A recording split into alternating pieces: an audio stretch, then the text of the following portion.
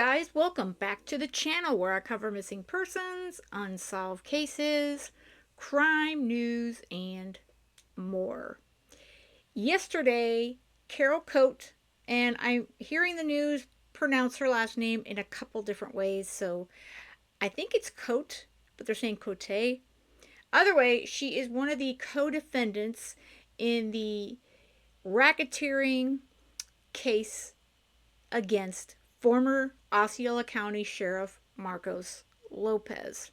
So former Sheriff Lopez is actually expected to appear in court for a trial later this month on October 20th in Lake County. And before this all happened, Carol Cote decided to take a plea deal. So she was in court yesterday, and obviously all the news stations, the one I'm going to play is through WESH 2. They were in the courtroom, and I'm hearing it was about a 10-minute hearing, so it was pretty brief. And I agree with what they're stating. I think that she took a plea deal because they're going to use her testimony against Marcos Lopez. Carol Cote, a co-defendant in the alleged illegal gambling ring involving suspended Osceola County Sheriff Marcos Lopez, changed her plea Monday. To the charges announced, how do you plead? We know from the affidavit from statewide prosecutors that Cote was described by investigators as the bookkeeper, the person who maintained financial records and helped manage funds in the operation. In a hearing that only lasted about 10 minutes Monday, the judge adjudicated her guilty. I will adjudicate you guilty to both those charges, and we will see you in the future for sentencing.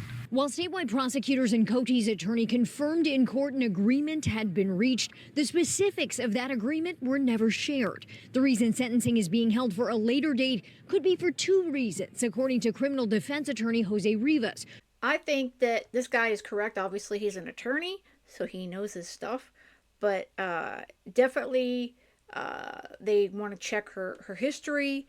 But I think more so it has to do with making sure that she does her part of the bargain, which we don't know yet what her plea deal states. But I think that that is going to help guarantee that she is present and there to testify against the former sheriff, which really is the big fish that they want.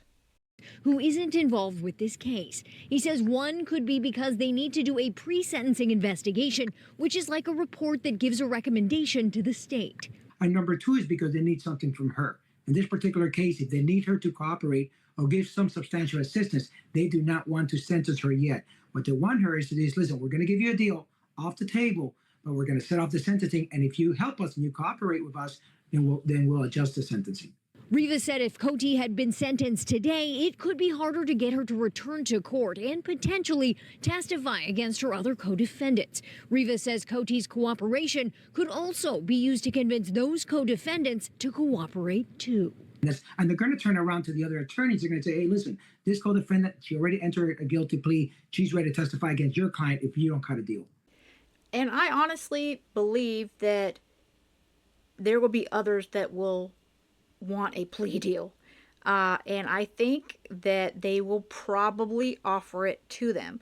I believe that Sharon Frederick and Sheldon Weatherholt, who are the other two main defendants, especially Sharon, I think that they will take a plea deal if offered. And I wouldn't be surprised if they are in court before that October 20th trial date for Marcos Lopez. And then, well, they're going to testify against the former Sheriff Marcos Lopez. So I think his goose is very, very cooked. And if you are not familiar with this case and you're interested, I have an entire playlist. It's not a lot of videos yet, but I plan on covering the trial. So do look up the playlist for former Sheriff Marcos Lopez. I will link to it in the information of this video. It is quite the case. and I hadn't even finished going through the 255 pages. I went through a good deal of them in some videos, but to let you know how big this is, the gambling ring that the former sheriff was involved with, it generated more than $21 million through illegal gambling.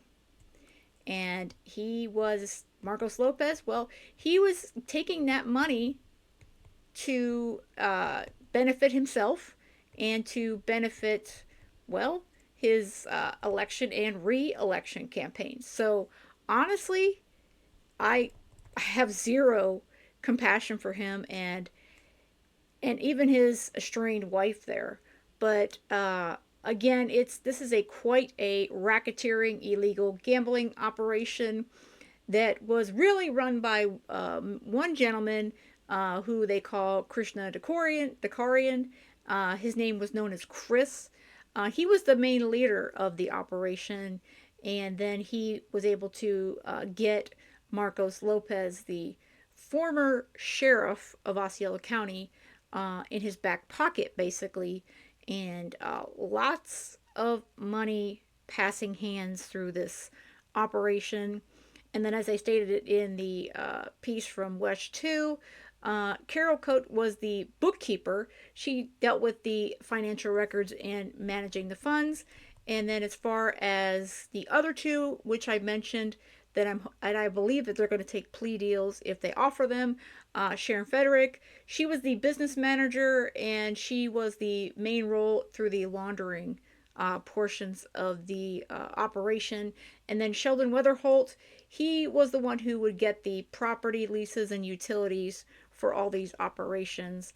And then those are not even all of them. We have a Kate, who is an investor and co-business owner. She helped fund the business. She partnered with Chris to open new locations, but she is gone with the wind, so to speak. So I think she long ago left the country. But either way, again, we have Marcos Lopez will be set for trial on October 20th in Lake County.